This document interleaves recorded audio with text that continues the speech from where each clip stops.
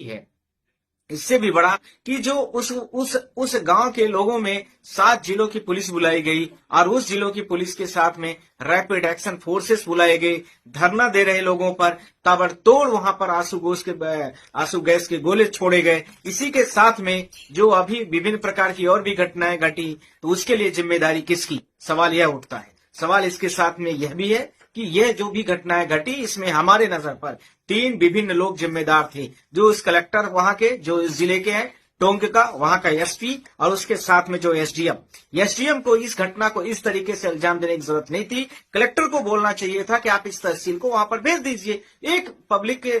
नजर में एक सारी चीजें आ जाती, उस सारी चीजों को नजर में आने के लिए ये सारी चीजें घटनाएं घटती। और इसके साथ में मैं आपसे यह भी बोलना चाहता हूं कि जो भी चीजें घटनाएं घटी हैं आज, इसके लिए जिम्मेदारी सिर्फ और सिर्फ वहां राजस्थान की सरकार की है, राजस्थान के चीफ सेक्रेटरी की है, राजस्थान के कलेक्टर की है, और टोंक के कलेक्टर की है, और इसके साथ में वहां की एसपी की है। मुझे अब दोबारा फोन आया तो यह ध्यान रखें, मैं आप लोगों के माध्यम से बोल रहा हूं, पूरी मीडिया के माध्यम से मैं बोल रहा हूं कि जो तरीका कलेक्टर ने वहां पर बर्ताव किया है, जिस तरीके का वहां पर एसपी ने रात में आग के गोले जो छोड़े गए हैं, किसी भी बरबर कितनी सारी महिलाएं बैठी थी बिना महिला पुलिस के, या किस तरीके से रात के किसी घर में, किस भारत देश के संविधान में लिखा है कि रात में फायरिंग कराई जाती है। मुझे लगता है कि यह बर्बर घटना ये आतंकवादियों के साथ हो सकती है तो होती हो, पर भारत देश में जिस तरीके से वहां पर किया गया, हम उसकी घोर निंदा करते हैं। साथ में मैं आप लोगों के माध्यम से बोलना चाहता हूं कि इस कलेक्टर को तत्काल सस्पेंड करना चाहिए, उस एसडीएम को तत्काल टर्मिनेट करना चाहिए,